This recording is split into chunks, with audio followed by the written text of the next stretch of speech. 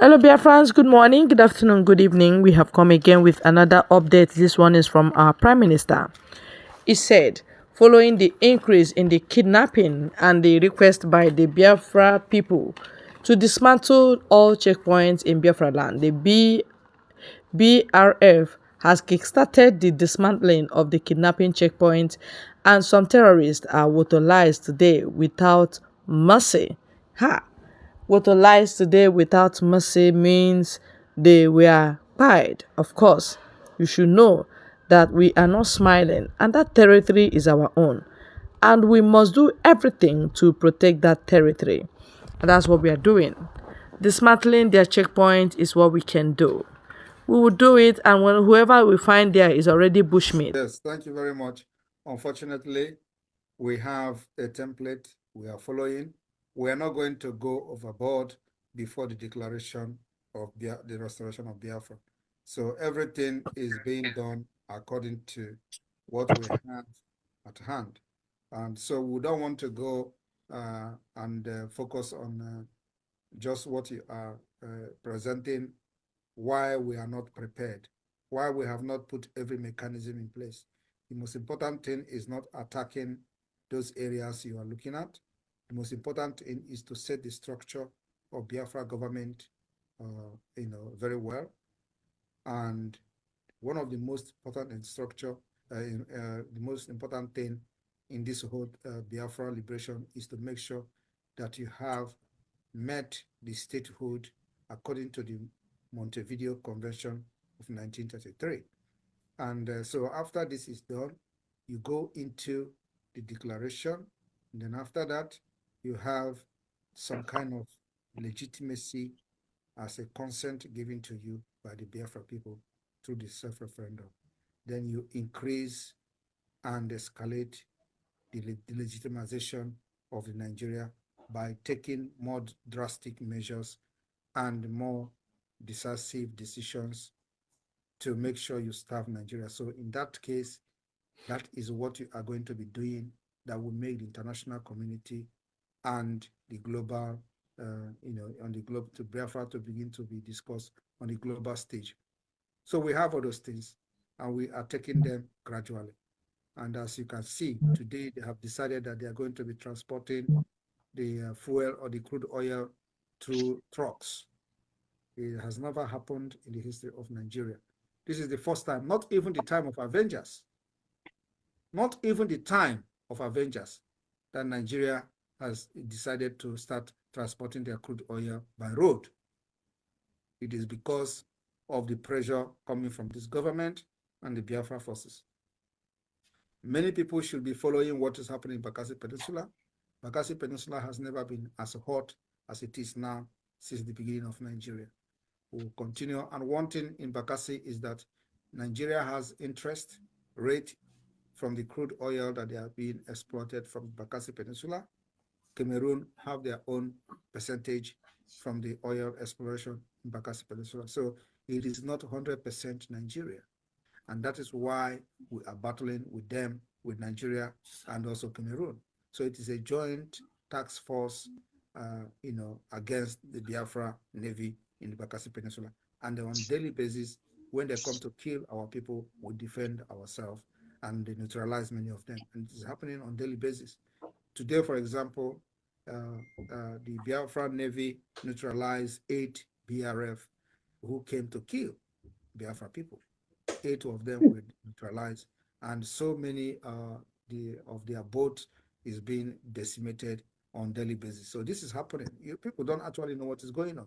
So the point is that as soon as Biafra declaration on the 2nd of December 2024, this whole thing will escalate to the next level, and that's what we're looking for. So we know that what we are doing is not just about the liberation of Biafra, but we have gotten democratically the consent of Biafra people.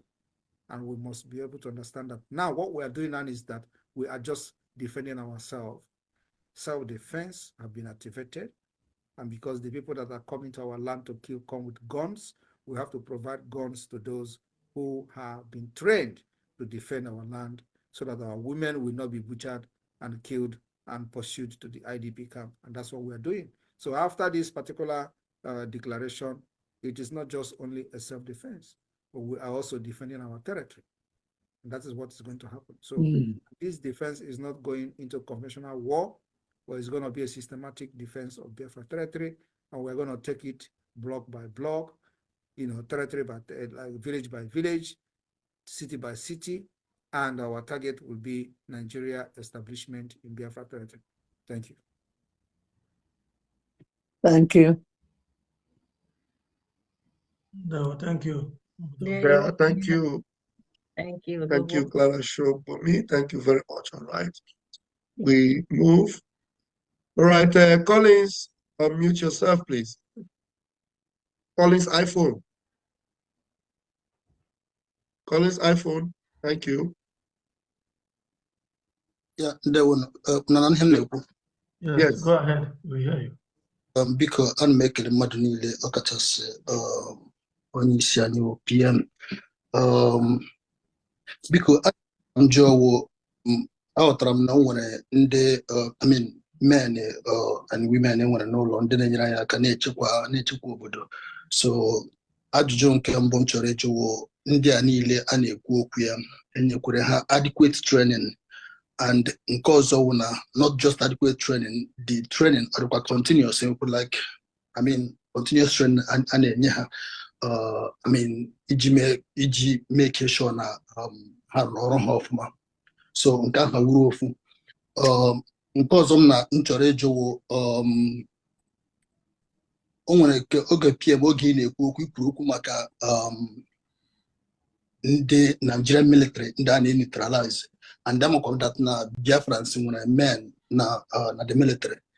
So o nwere any o nwere ka esi emega Biafrans surprise, maybe Biafrans na military, so ka ha hapụ ka ha hapụ ịbịa na Biafra land, or maybe ka ha hapụ military or something like that, in a way na maybe a neutralize military ka ọ hapụ ịwụ na a neutralize Biafrans. Biko nke ahụ ajụ nke bụ nchọrọ ịjụ. So ya mụ na oke nkwenụ anọ m na Belgium, anọ nke a na-enye gị sọ mmanya and chocolate ka anyị na-ata ebe a. So aga m eji 200 euro na anye gị chocolate so that oge iru ofi. Thank you very much. Ị jụrụ ajụjụ ka ndị Igbo yi na-eme.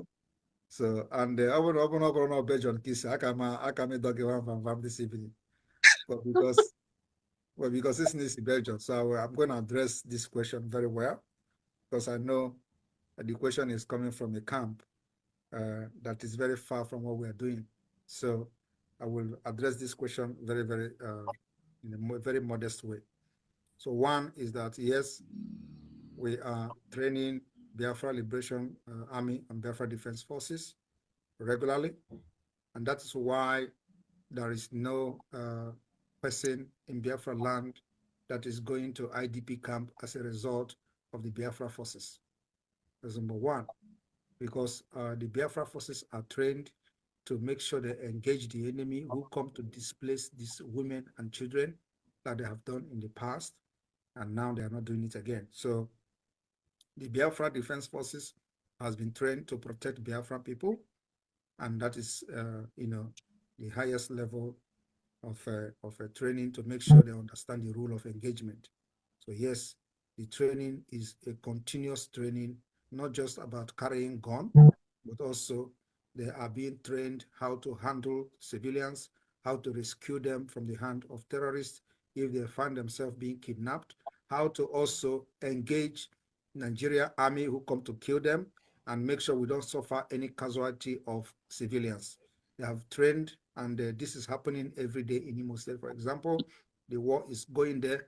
You don't see when they engage these people, you see that they are killing civilians, or civilians are falling. Rather, the message will always been passed to the people to evacuate from those areas before the Nigerian military will come to attack. But it is from the Nigeria state that whenever they come and they get defeated, they turn against our people.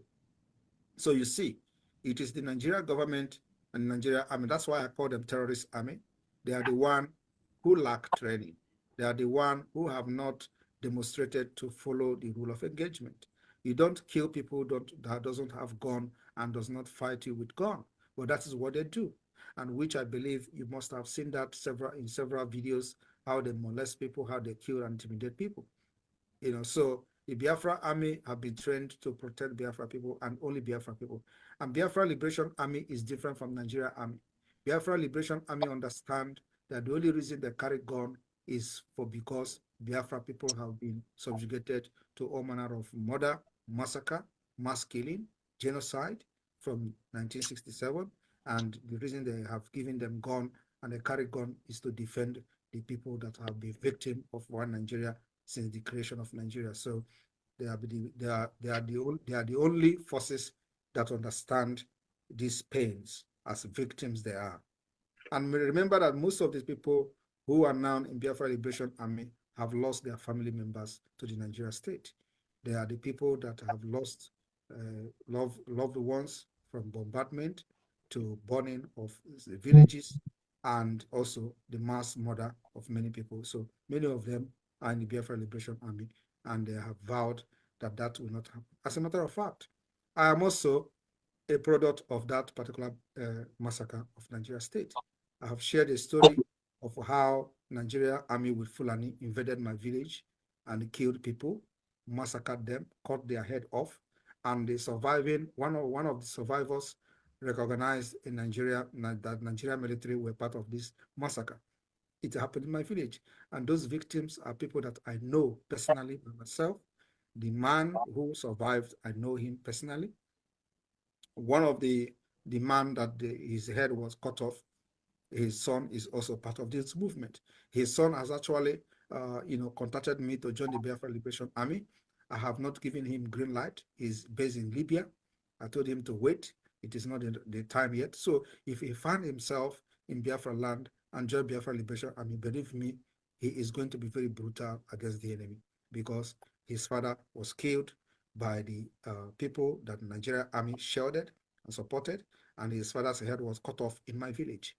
So this is something that many people don't know. So when some of us are fighting like this, we have seen something that you don't see. So it is not until it happens to you, then you understand that actually something very bad and terrible is happening in Nigeria, and you must support this movement. So my brother, the second question, what was the second question again? Because most of the answers that I'm giving to you people is not answering yes or no. I need to give explanation. I need to explain in detail so that the team will assimilate. So what was the second question again? Yeah, so the second question, was around the efforts being made to make sure that Biafrans in the Nigerian military are not being neutralized. Okay, thank you very much. Thank you very much. Yeah. So the Biafrans in the military, we have continuously shouting that they must leave the Nigeria army. And it did not start from me. It started from Onyendu. Onyendu shouted and shouted. During that time he was shouting, I was also shouting on social media. And there has been a lot of publication to make them leave the Nigeria army, and them also are being marginalized within that particular Nigeria army. So it is not like they are enjoying it. It's not like they are benefiting anything. You can imagine people that are being paid 50,000 every month, while when Nigeria, in this last 3 months, Nigeria has hired mercenaries, including from Saudi Arabia, and they pay them 1,500 a day to come and fight in Imo State. And most of them have been neutralized. And why they are paying the people in Nigeria 50,000, they pay mercenaries 1,500 a day to come to Imo State. All those people they brought to Imo State, where are they today? We have neutralized all of them.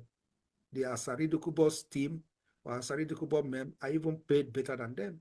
Where are they today? That's why Asari is running mad on social media. Many people don't know what is happening to him. He's running mad because those people he recruited, all of them are gone. And they were all neutralized in Biafra land. So we will continue to shout to our people to leave the Nigeria. I mean, it is never a better place for them. But also let me also inform you that anybody carrying gun coming to Biafra land in Nigeria army uniform is a criminal, is a terrorist, and is an enemy to us. So after listening to after knowing what they do to our people, you come and they front you, you will die in Biafra land. And it's just like people that are involved in kidnapping, somebody like Derico. Are you going to say that Derico, because Derico is an Igbo man, he comes to your house to steal and kill people, so you are not going to defend yourself? And if you know how to neutralize him, you're not going to neutralize him? No. So we regard those people that are still in Nigeria Army as Derico of this time. So we'll give them the treatment you will give to Derico if you have the opportunity. I believe you know who is Derico, right? Yeah, sure. Yeah, Derico Mama in those days in Anambra. So these are people you don't have mercy on criminals who are ready to kill you if they have the opportunity. So anybody that is wearing Nigerian Army uniform to come to our land to kill is regarded as enemy. The only thing you need to do is when they send you, you resign. Many people are resigning. Many people are leaving. Many people are fleeing. And many of them who fled have made contact with us. And they understand that whenever you make contact with the Biafra government, you are safe. We'll make sure if you have something to offer to the Biafra government, to the liberation of Biafra, we will give you the opportunity to give us what you have. So it is happening every day. So we'll give this opportunity to everybody. But let me tell everybody that this particular bombardment and the killing by the Nigeria state did not start today. We are only putting an end to it, and you must support it. Remember that for many years we have been crying every time we cry. Oh, nobody is doing anything. Ndibo is doing that. Ndibo is doing that and doing this. Remember, after the election, our market, our businesses were burnt. In all these things that was happening, nobody, not even P2B, stood up to speak against the destruction of businesses in Lagos after the pressure, much pressure have come to him. I was the one who made a pronouncement of bringing the Eastern Security Network then to Lagos. And I threatened that we are going to impose sit at home in Lagos, which the Lagos government knows that I was not joking. That was how the attack, physical attack against Ndibo ended. But what did they do? They re-strategized and begin to go through the court, begin to use the court order to destroy their properties. And so we actually saved Ndibo in Lagos from physical attack being sponsored by the Lagos state government. But what we did not save them from is from them using the rotten judiciary to get court order to destroy their, to legally destroy their structure and the investment in Lagos, which is happening in Abuja as well. So we have actually saved their life, because if we didn't do that, and we really mean the business of bringing the sit at home in Lagos, but if they did not stop that particular attack, we would have done it. But that particular threat actually stopped it. So what they lose in Lagos is only their properties, but their life is still intact. So I want everybody to reflect on what transpired and what happened after the election. It was very, very bad. That should have wakened everybody, every Igbo man and every Biafran up, that it is time to quit Nigeria. And with your support, we are going to do it. So I thank you very much. Share this message to every person in Belgium who may have the same a question from you. Thank you. Thank you. Mazi Collins, please, what is your full name so that we know how to contact you? Yeah, sure. I will reach out to Mazuche. I will actually ping him now. Yeah, okay. Thank you. There we go. Thank you. That's not 200. That's not 200. $200. Okay. 200 euros. So please, you can invite other people. When you say, if you have said you are from Germany or another place, I would have asked Vam to respond to you. But because you said you're from Belgium, I know that it is coming from those quarters. The question is coming from those quarters. That's why I took my time to address you. Thank you. Thank you, PM. Thank you so much, sir. Thank you, PM. There we go. All right. We have our pharmacist in the house. Please, mommy, you're unmuted. Go ahead. Good evening and greetings, everyone. On behalf of Bridgie Continental United States of America, I support our PM on this tour to Belgium. And I also congratulate Belgium actually you. Germany. Thank you. Our PM has given us a glowing story of the list of things he's been doing, and it's quite magnificent. And on a lighter tone, he's also giving us a home touch account of a village family happy life. And that's quite awesome. This actually makes it more evident for our need to go home. And we can't wait to, reconnect back to that kind of life. That's what we are missing. And that's what we want to get back. Oh, yes, we must get that which we are missing. That is what they don't want us to get. They don't want us to get to our origin, our culture, the way of life we love so much, and the kind of worship we want so much. That is what they are trying to stop. And you should know this is the handwork of the devil. Yes, finding ourselves here is already a curse, but we must neutralize it at all costs, because we already have Chukwukika Abiyama, who has told us that no, this is not how he made us and what we should be. We should be something better than this, and that is what we're craving for. Thank you very much, dear friends. God bless you all for your time. Thank you.